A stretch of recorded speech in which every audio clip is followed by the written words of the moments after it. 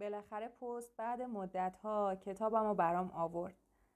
کتابی که خودم نوشتمش.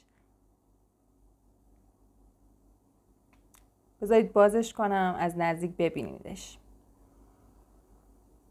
امروز کتابم به دستم رسید.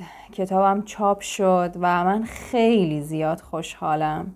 دارم یکی از رویاهامو لمس میکنم و تو دستام میگیرمش. رویایی که دیگه رویا نیست، واقعیش کردم.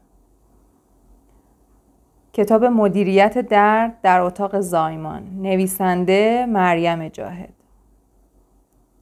شاید برای دیگران این یک کتاب معمولی باشه، ولی برای من تبدیل شدن یه رویا به واقعیته.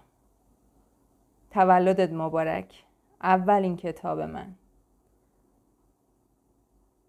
برام خیلی خاصه، خیلی دوست داشتنیه و خب خیلی مبارک.